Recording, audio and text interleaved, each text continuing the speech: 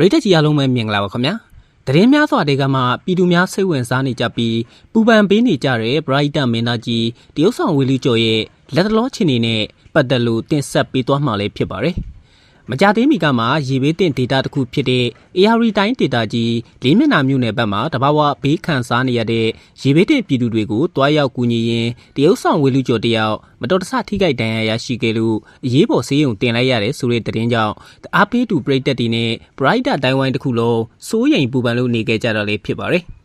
ဖြစ်စဉ်လေးကိုအသေးစိတ်ပြန်လည်ကြည့်ရှုရမယ်ဆိုရင်တော့မိုးတက်ထန်စွာရွာသွန်းမှုကြောင့်ဒီမျက်နှာမျိုးနယ်အတွင်းကကျေးရွာအတော်များများဟာရေဘေးဒဏ်ကိုအပြင်းထန်ခံစားခဲ့ကြရတာလည်းဖြစ်ပါတယ်။အဲဒီလိုဒုက္ခရောက်နေတဲ့ဒေသခံပြည်သူတွေကိုမဆိုင်မသွားရောက်ရှိလာတာကတော့ဝေလူကျော် Brighter Foundation နဲ့မင်းသားကြီးဝေလူကျော်ပဲဖြစ်ပါတယ်။ရေဘေးဒဏ်ဒေသတွေရဲ့သွားရေးလာရေးဟာလွန်စွာခက်ခဲပြီးရေစီးတန်အန္တရာယ်မျိုးစုံရှိနေခဲ့တာလည်းဖြစ်ပါတယ်။တရုတ်ဆောင်ဝေလူကျော်နဲ့အဖွဲ့ဟာတီးခြားဖြစ်နေတဲ့ကြေးရွာတွေရေဘေးကူညီရေးပစ္စည်းတွေနဲ့စားနပ်ရိက္ခာတွေကိုဆက်လီတွေလင်ငယ်တွေနဲ့တွားရောက်ဖြန့်ဝေပေးနေစဉ်အတွင်းမှာပဲမတော်တဆဖြစ်စဉ်တစ်ခုကြောင့်ရေထဲပြုတ်ကျပြီးရောက်ထုတစ်ခုနဲ့အရှိန်လွန်ရိုက်မိပြီးအနက်ရှိုင်းဒဏ်ရာရရှိခဲ့တာလည်းဖြစ်ပါတယ်။ဒဏ်ရာရရှိပြီးနောက်မှာတော့အရေးပေါ်ကယ်ဆယ်ရေးအဖွဲ့တွေနဲ့အတူပါလာတဲ့အဖွဲ့ဝင်တွေကဒီမျက်နှာမျိုးနယ်ရဲ့အနီးဆက်ဆုံးဆေးရုံကိုချက်ချင်းပဲအရေးပေါ်ပို့ဆောင်ပေးခဲ့ကြတာလည်းဖြစ်ပါတယ်။တရုတ်ဆောင်ဝေလူကျော်ဆေးရုံရေးပေါ်ရောက်ရှိသွားတယ်ဆိုတဲ့သတင်းနဲ့ဓာတ်ပုံချို့လူမှုကွန်ရက်စာမျက်နှာပေါ်ပြန့်နှံ့လာပြီးတဲ့နောက်မှာတော့ကျန်းမာရေးအမြန်ဆုံးတက်တာပါစေဘေးကင်းပါစေဆိုတဲ့ဆူတောင်းပေးတဲ့အတန်တွေလူမှုကွန်ရက်တစ်ခုလုံးမှာပြန့်နှံ့လို့သွားခဲ့တာလည်းဖြစ်ပါတယ်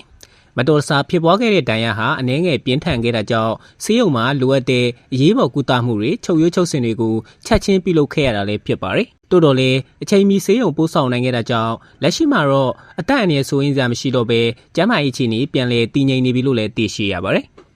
ဆေးရုံမှာကုသမှုခံယူနေရတဲ့အချိန်မှာတော့ဝေလူကျော်ဟာသူ့ရဲ့ကိုယ်ပိုင်နာကျင်မှုကိုအဓိကမထားဘဲမပြီးပြတ်သေးတဲ့ရေဘေးကူညီရေးလုပ်ငန်းစဉ်တွေအတွက်ကူညီရေးအဖွဲ့ဝင်တွေရဲ့ဘေးကင်းရေးကိုသာစိတ်ပူပေးနေခဲ့တယ်လို့ဘေးနားမှာရှိတဲ့အဖွဲ့ဝင်တွေကပြောပြခဲ့တာလည်းဖြစ်ပါတယ်။ဒါဟာသူ့ရဲ့ Brighter စိတ်သက်ထက်သန်မှုကိုပေါ်လွင်စေခဲ့တာလည်းဖြစ်ပါတယ်။တရုတ်ဆောင်ဝေလူကျော်ဟာရုပ်ရှင်တရုတ်ဆောင်နယ်ပယ်မှာအောင်မြင်သူတယောက်ဖြစ်ုံနဲ့မကဘဲမြန်မာနိုင်ငံဘေးရန်ရဲ့တစ်ခုခုကြောက်တဲ့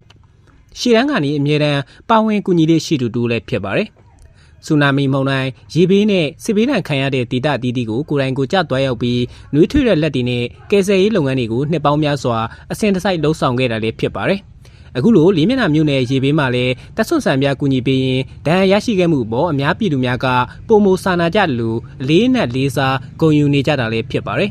။အတက်အန္တရာယ်နဲ့နှီးစပ်တဲ့အခြေအနေတွေကိုမကြောက်မရွံ့ရင်ဆိုင်ပြီးပြည်သူတွေရဲ့ဒုက္ခကိုမဖြစ်မနေတွားရောက်ကူညီခဲ့တဲ့သူ့ရဲ့စိတ်ဓာတ်ဟာလေးစားဖွယ်ရာစံနမူနာကောင်းတစ်ခုလည်းဖြစ်ပါတယ်။